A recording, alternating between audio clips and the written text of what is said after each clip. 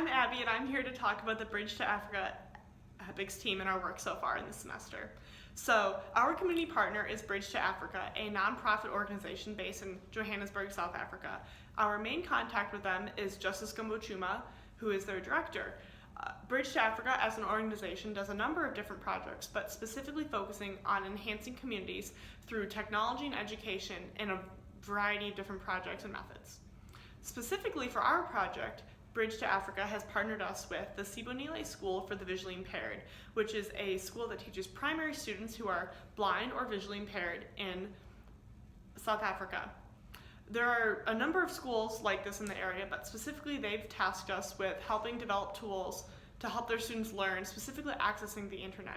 The internet is a wonderful tool used for a variety of educational reasons, but it's really hard to access as a student who is blind or visually impaired and can't see when you're using a web page, pointing and clicking, looking at images, things like that. This problem is not a small one. There are 1.2 million students in South Africa alone who are blind or visually impaired and need assistance like this. Additionally, when students like this go into the workforce, currently the unemployment rate is 97% for blind or visually impaired people in South Africa because they have this lack of educational tools to help them get to where they need to be. And we're trying to focus on targeting this problem and solving it.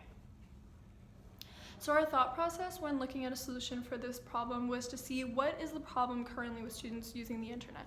As Abby mentioned, a lot of websites are cursor-centric, so the students will need to know the location of the cursor on the screen in order to interact properly with it. For this reason, we decided to go with a refreshable Braille display in order for the students to engage with the internet in a way that helps them actively learn about the information that's in front of them. So we decided to make a refreshable Braille display, and this is broken up into two components, the hardware and the software. The hardware is in the form of electrical components that make up a solenoid pin. For each character, we need 6 pins, and we're hoping to make an array of 6 pins is one character. We're hoping to make a line of either 20 to 30 characters be our board.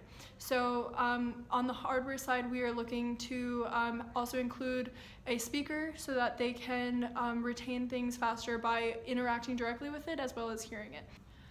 And on the software side, we are ensuring that the students are able to navigate through web pages. So our software entails them searching for something.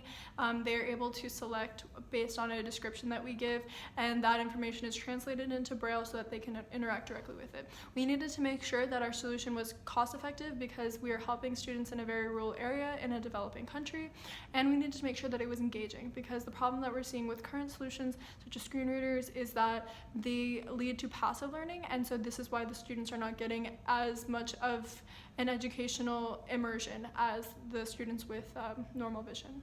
What we have here is our Mark 0 prototype for our refreshable Braille display.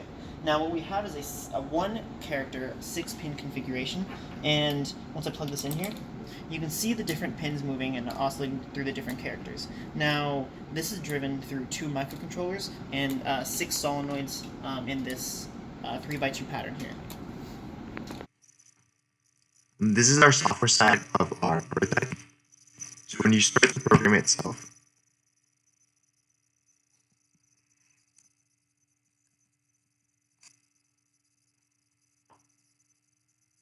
Opening google.com. Type B to use mic. Type C to use keyboard. the voice output's going to be directed. I'm going to start using the Start typing to keyboard search.